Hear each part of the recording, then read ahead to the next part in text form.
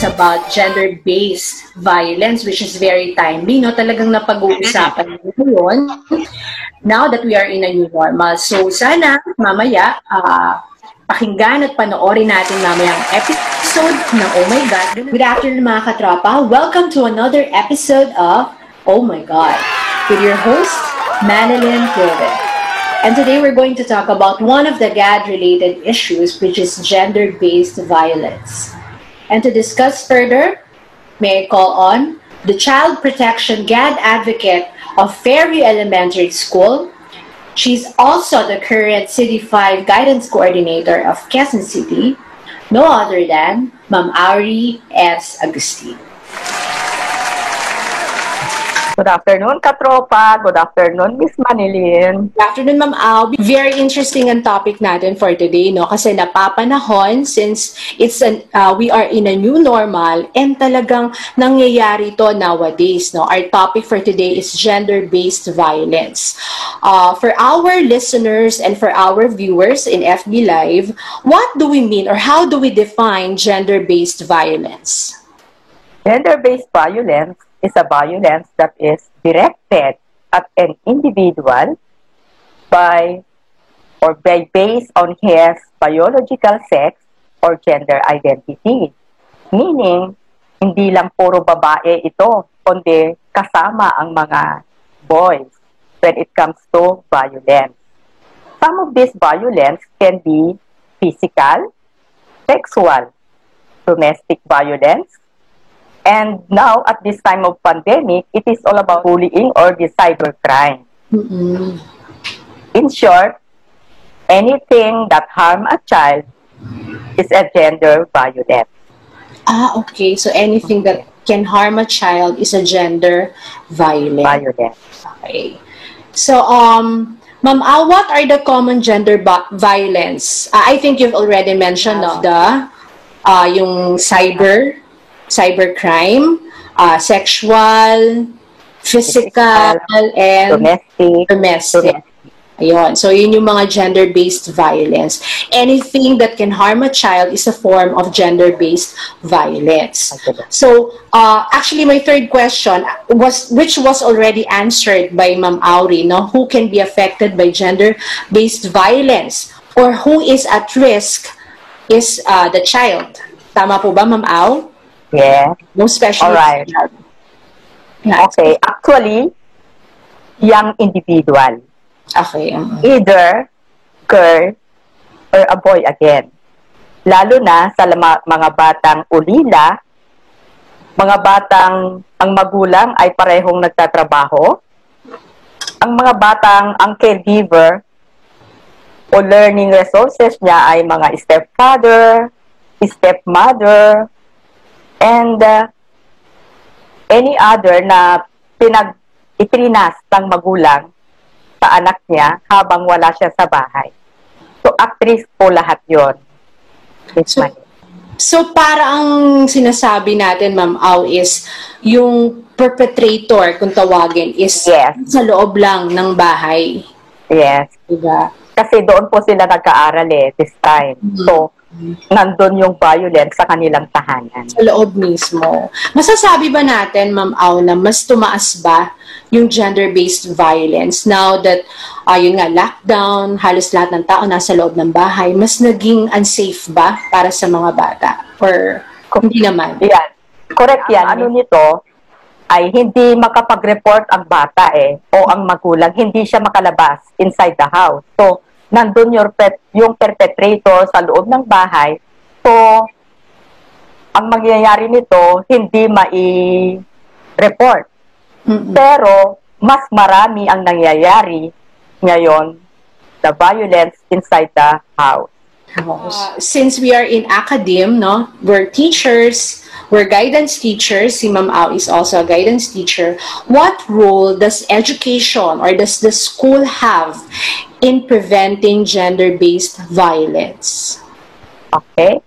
On that part, ang DepEd ay naglabas ng Department Order number 12 series of 2020, the adoption of the Basic Education Learning Continuity Plan or we call that the BE, the LCP, for school year 2020-21 in light of the COVID-19 public emergency. Ayon sa batas, ang child rights at child protection ay magkakaroon ng tamang gamit sa internet dahil ang learning modality natin ay nasa loob ng bahay. Doon sila mag-aaral. Kaya patuloy na itinataguyod ng DepEd ang the best interest of the child. Cool. Now, as an adult, no, ano yung pwede nating may advice, especially dun sa mga guardians or parents with the child, no? How they can recognize their child or children if they are victims of gender-based violence. Kasi sometimes children are not aware that they are victims already, no? Hindi nila alam na nabibiktima na sila ng mga ganitong karahasan. So, as an adult, we have to be aware. Ngayon po, my question is, how are we going to recognize what are the signs that our children, our child is the victim or a victim of gender-based violence? As an educator, especially on the online classes, makikita doon yung unexplained or repeated injury to the child. For example, a student discomfort sitting, hindi siya maayos yung pag-upo kasi parang may masakit sa puwet. Diba? So it could be a sign. It is a sign. Hindi siya makaupo ng maayos. Okay? Another one is, a student attempts to hide injury. Parang may sugat siya na parang ayaw niyang makita sa online. So, medyo iba ang position niya or whatever. And then, we have the inappropriate clothing. Kasi gusto niyang itago, pabihisin ngayon ng mother or father o sino man ng hindi appropriate kasi ang init-init, tapos naka-long sleeve yung bata. Diba? That is one way. Another one is the verbal threat or harm. Dahil ito ay online, naririnig mo kung paano mag-inject yung mother niya or father niya o sino man yung learning, maririnig mo yung kanyang boses doon kasi online. Yung parang nandun yung threat. Another one is, makikita mo yung bata with low self-esteem. Hindi siya dating ganon. Biglang nag-iba ang kanyang pananaw, ang kanyang ugali. Nag-iba. Parang takot sa mundo. Kumbaga kung dati masiyahin, madaldal, tapos bigla yun hindi. Bigla. Behavior. Yes. Another one is the neglect at home. Makikita mo yung bata, parang malnourished siya. Parang hindi kumakain. Parang gutom. And then another one is the extremely dirt or unbathed. Hindi pa siya, parang marungis tingnan. So, hindi, neglect na siya. Another one is lack of appropriate supervision. Ibig sabihin, yun na yung kung ano yung makikita mo dyan, kung ano man. Halimbawa, yung background, makikita mo na yun na hindi na supervise ng magulang. So, meron ding mga learning supports na makikita mo na rin, parang lasing. Kung makita mo, halimbawa sa background niya, yung drug, paraphernalia, so in danger na yung bata doon. So, something is wrong with the child. And then we have the possible indicators that a child might be suffering from violence in the online world, online. Itinatago niya yung paggamit niya sa cellphone. Okay. Okay? Kung baga sa ano ay yung screen, sinaside niya kung nandyan yung mother niya, ayaw niyang ipakita. Ibig sabihin, something is wrong. Another one is not sharing his online activities. Itinatago pa rin niya, especially in the elementary level. Itinatago niya, di ba, may assistance ng magulang o yung learning resources. Itinatago niya yung mga activities na ginagawa ng online. Itinatago niya, Ma'am Au, sa yung screen. Yes, the parent. Oo. Itinatago niya. And then, the possessive of cellphone or gadget. Halimbawa, may time na binigyan na ng online teacher yung ano to have that break, di ba? Naiwan ngayon yung cellphone. Ngayon makikita ng mother niya, parang hindi naman kukunin ni mother, parang nag-akma lang siya na hawakan yung cellphone. So, okay yung galawin, yung gadget, galit na siya. Yan yun. Another. Iba-iba ang reaksyon pag gamitin ng cellphone. Makikita mo sa mukha niya, kung ikaw ay magulang na namamansin sa anak mo, kasi supervise mo nga yung anak mo, di ba? Especially elementary, makikita mo yung anak mo, mag-iiba yung kanyang kondisyon sa mukha na lang, sa aura ng mukha ng bata. Mag-iiba kung siya ay malungkot o kay parang takot doon, parang nabubuli na siya doon.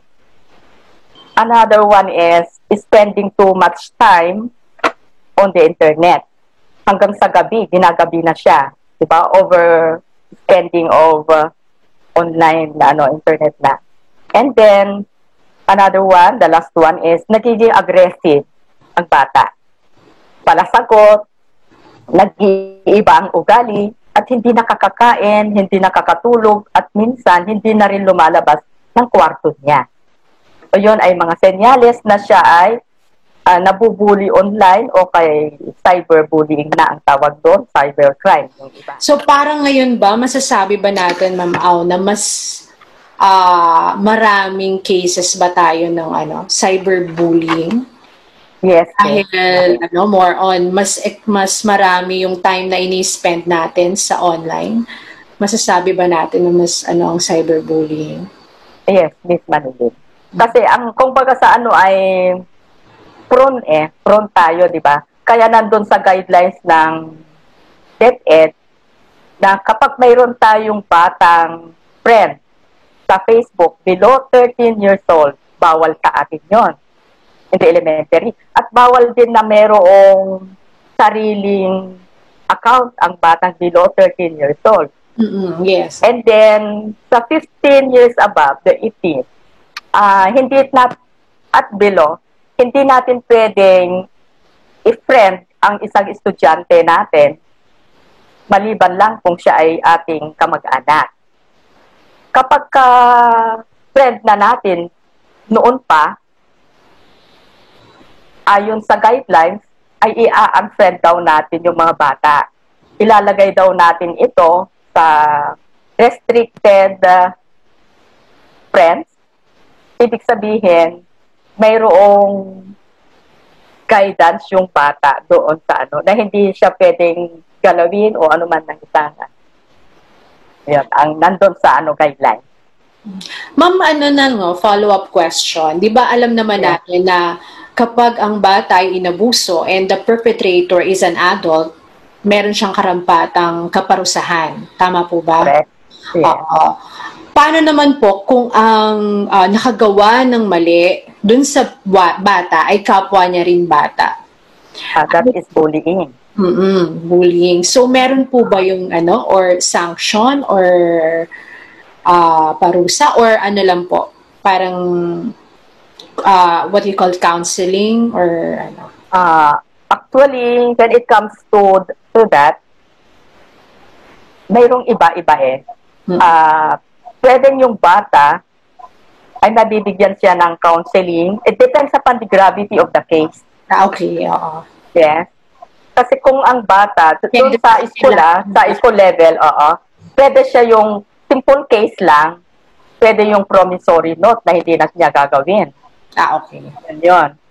And then, kung ito ay serious in crime, serious na, tatawagin na ng magulang yon ay ng principal yung magulang. And then, we have the agreement again then. Then, we have the intake seat. Mag-i-intake seat yun. Sabay-sabay na yon intake seat. And then, kung talagang i-explain yon kung ito ay okay pa for diversion doon sa school, within the school. So, mayroon agreement yung parent, yung bata, and the school. Para iyon ay gagawin ng bata with magulang. Well, not all of us are aware, no? Paano po kung meron tayong na-witness na case of violence, any form of violence, how are we going to make an action? For example, how are you going to report a certain incident of violence, not only to a child, but to anyone? Ano po yung dapat gawin? Halimbawa, si kapitbahay, nakita niya yung nangyayari sa kabilang bahay na hindi maganda. Ano po yung dapat gawin? Okay. So, halimbawa, yung anyone kasi can report Anyone. Okay? On this time of pandemic, hindi talaga pwedeng pumunta sa school, di po ba? So, ngayon, ang gagamitin natin yung mga cellphone numbers through messengers, but not in the Facebook account na which everybody can see, di ba? Through messenger, PM, and then call, ganon, pwede. So, dapat ang school ay magtalaga ng mga contact numbers in front of the school, wherein makikita ng bawat dadaan, dyan pala dapat ako mag-call kung kailangan kong mag-report. So, still, ang gagamitin, kasi sa amin, sa Fairview Elementary, ay mayroon kaming ganon outside our gate. Nakikita doon yung mga dapat nilang tawagan kung may ganon. So, Ma'am Au, kahit yung incident happen outside the school, they can report pa rin po? Yes. Yes po. Okay. Yes. For as long lalo na sa bahay. Or not necessarily kahit hindi siya estudyante? Necessarily, estudyante. Dapat estudyante. Estudyante natin, oo. Pero kahit na anyone can report ay nangyari sa bahay nila, so they can report po sa school. Yes. Okay. Especially through the principal or pwede rin sa guidance counselor ng school. Okay. So, well, now that we are in a new normal, Ma'am Au, meron po ba tayo, if I may ask, meron po ba mga reported cases ang school, if ever po? Kahit hindi na natin i-mention yung particular case. Meron po ba? Or wala naman? Yes, we have. Yes, we have. Kahit na hindi po pumupunta yung mga bata dyan, meron pa rin. Reported cases. Meron pa rin. So, hindi talaga nawawalan. Hindi talaga nawawala. And actually, it is not only in CD5 wherein I receive calls. Diba? Parang doon sa mga kasamahan ko sa guidance ng buong Quezon City, tumatawag, nagte-text, what will I do with this? Ganito, ganito. So, I am giving them advice also. Pagka gano'n. That's only in Quezon City. How about in other places? So, siguro hindi natin alam. In Quezon City. That's why it's very important na dapat we are all aware of it. Napaka-importante ng diniscuss ni Ma'am Au. So, thank you very much, Ma'am Au. Before we conclude this discussion, can I ask for a final message for our teachers, parents, and of course, our students? Okay. Sa lahat-lahat, fellow teachers, parents, students, knowing, respecting one's rights or child's rights ay iwas pananagutan. Being educator is really hard right now. Being a parent, trying to support children is really hard right now. Being a student is really hard right now. So, let us try to approach one another with compassion, respect, and understanding. Basta, sama-sama, kaya natin to. Magandang araw sa ating lahat. Thank you, Ma'am Au. Thank you. Okay, mga katropa, our guest for today, Ma'am Aurie S. Agustin from Fairview Elementary School. Thank you very much, Ma'am Au. God bless you.